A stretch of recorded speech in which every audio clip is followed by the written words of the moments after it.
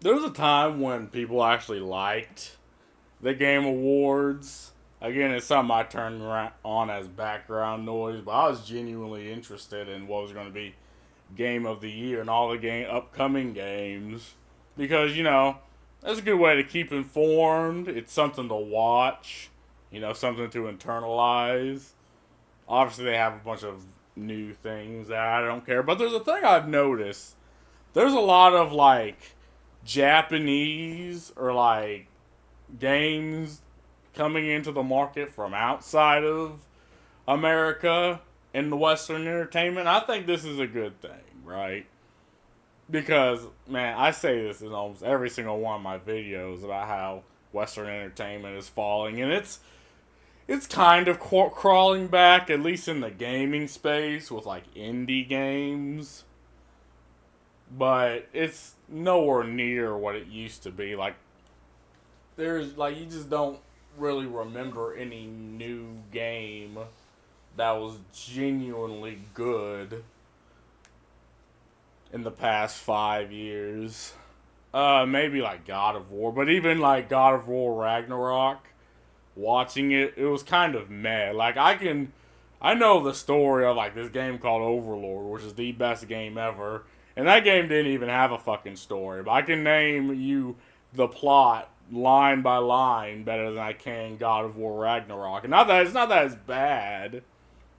It's just that a good story allows you to it sells you the illusion that you're in the game, and it's a good way to use a visual medium to get across a point. So it's weird because in most of these games they throw a story out the window. Like for the Avatar Tears of Pandora, I think it's called. Like they attempt to tell you literally the exact same story for like the seventh time. And I say the seventh time because if you take into consideration the previous Avatar games, the comics, the previous movies, the web comics, which were a thing, like, you find out that, oh, hey, it's just this story all over again. Now, Tears of Pandora has good graphics, right? It looks like a good game. But I'm like, well, why not have the game in the perspective of the humans, right? Because they just portray them as, you know, just an enemy to fight instead of understanding why. And this is what you would do in games before, like, just, if you want to tell the story, if you want to coat hang off the previous game, but you don't want it to be the same, is you tell the story from a completely different standpoint. And again, at least in that futuristic setting, I guess the humans had cool technology, so you can have better weapons, have cool looking vehicles, and you can generally just be the bad guy. Like games where you are the bad guy and you're doing bad things, like they exist. Like my example, Overlord. Well, I mean, you can choose to be the bad guy, but you can choose also to be the good guy, but you're still the Overlord. And this allows for one replayability because you can be the humans and be like, maybe we shouldn't glass an entire planet, even though ours is effectively dead, just to, maintain our humanity or to maintain us as a species. And, or you can coexist. Like, why not? Again, this allows people to, one, play the game again, one, play the game differently, and two, from a single game, you have, what, three completely different ways to play the game that are memorable? Right? Because that's the point of video games, right? If they had to make you feel something, even if it's disgust. Like I remember in World of Warcraft 3 when you're playing Arthurius and you're massacring an entire village of elves. And you're doing this for effectively no reason. Well, it's one of the dumbest reasons I've ever heard. You're doing it because you want to get the Lich King, revive the Lich King, but he's, I don't know, the elves are just in the way, right? So, and again, I felt genuinely bad when I did that. I felt dirty, and I kind of wanted Arthur to fail, but you still played the game, and a game that allows you to do that, not just feel good, but to feel bad, is a good game, right? Even in games like Mass Effect 3, which again, people say the ending sucked. But I said the whole game was laden with inconsistencies. People just wouldn't have cared if the ending was alright. Even the 1, 2, 3 ending that everyone hated, like, that still made you remember it even though you hated it. And in a game like Killzone, right? You don't really know, like, at first, when you first play the game, you're like, well, clearly we're the good guys because I'm playing this side, but it's never really told who the good guys are.